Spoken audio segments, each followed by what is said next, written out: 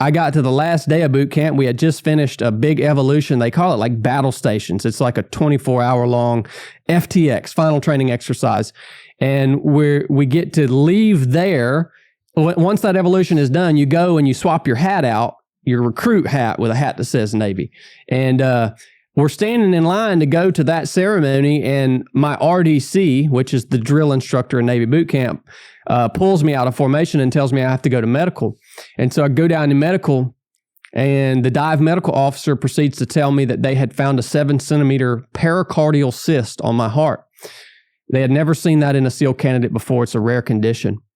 But it disqualified me from ever becoming a SEAL. So he told me right then, he said, this is asymptomatic cyst, meaning we're not going to go in and take it off your heart because it's not worth the risk. So you can't be a SEAL. So you can either go to the big Navy, to the fleet, or you can go back home on a breach of contract. And so they sent me back home, man. I got to the last day of boot camp and they sent me back home. And here's what I want to tell you guys that you've never heard this part of that story before. When I got back home, that was one of the lowest times of my whole life. Like, you guys don't understand. The town I grew up in, everybody knows everybody. And everybody before I left was laughing at me.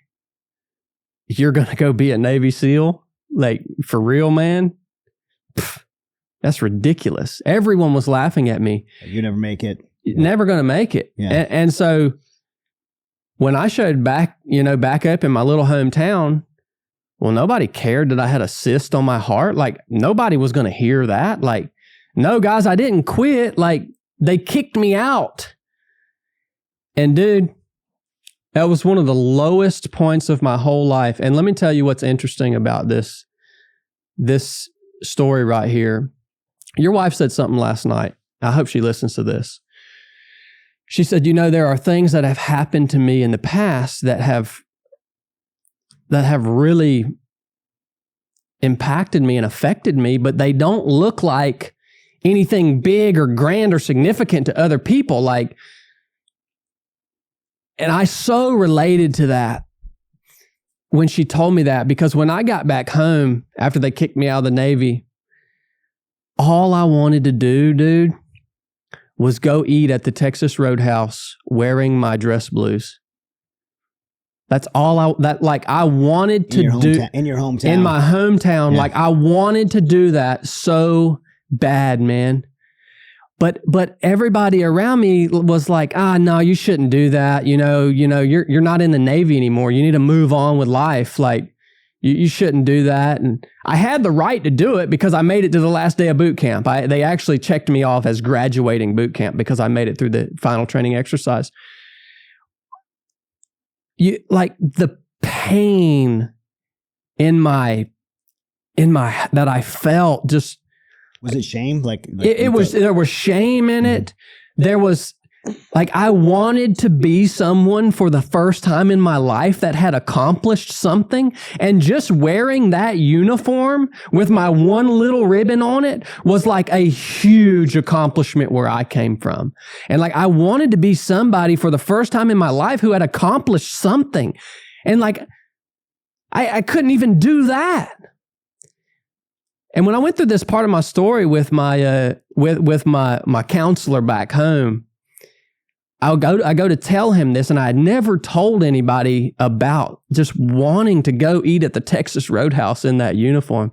When I'm telling him this story, dude, I just broke down in sobs. This is years after that. This is literally 6 months ago. Okay, yeah. I never told anybody about this. But when I tell it to him for the first time, there was the pain that got locked in me somewhere from that moment. And it looks minuscule to everyone else, but the pain that was locked in my soul from that moment, it had been locked in there for decades. And when I opened that box for that little simple thing, I was just broke down and sobbing, dude. And I asked my counselor, I'm like, what the crap is going on? Yeah. So like there are parts of your story and of my story that I don't even know are there.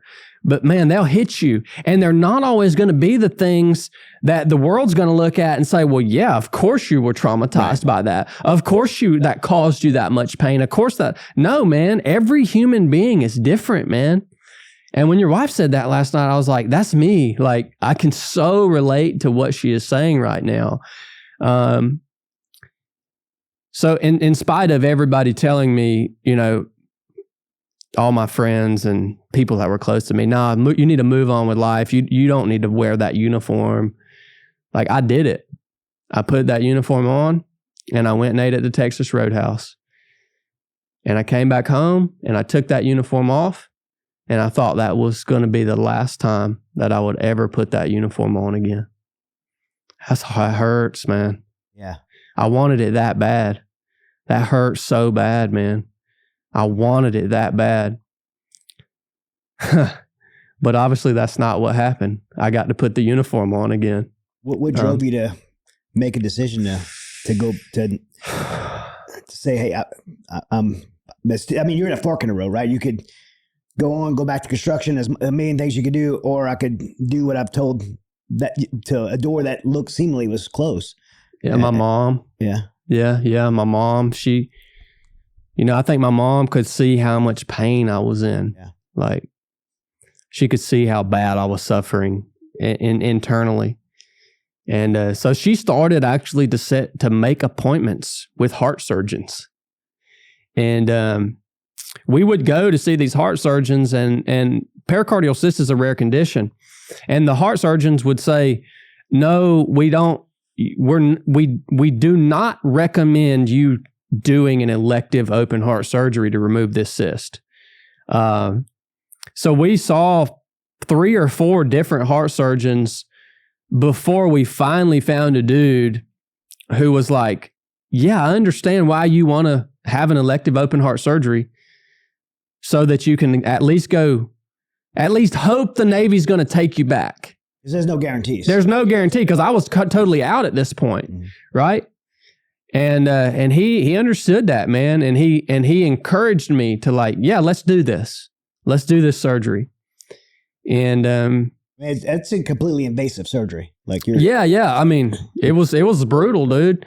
Yeah. I mean, they cut you open and go in there, and 7 centimeters. That's a pretty large cyst. It's pretty serious. And so I did. I had an elective open heart surgery, and they took the cyst off my heart. And to make a long story short, I was back in the Navy less than a year after that surgery. I just wanted it so bad. Like, there were no guarantees, but I think I had convinced myself that at this point, nothing was going to prevent me from going to do that, which was a lie. But sometimes you need to convince yourself. You lie to yourself sometimes. Sometimes you need to convince yourself that things are better than they really are. Yeah. You know, when you're in the fight, you know. Yeah. And I tell people all the time, man, to be totally honest with you, if I would have went to Bud's the first time without that heart surgery and without that freaking pain, dude, that I felt internally from just having everything that I had wanted taken from me. Like, I had left everything, dude. When I went back home, I didn't even have a vehicle. I didn't have nothing. I didn't have any clothes, anything. Like, I had burned the boats, son. This is what I was going to do with my life. But if they would have let me go to Bud's that first time, I would not have made it, man.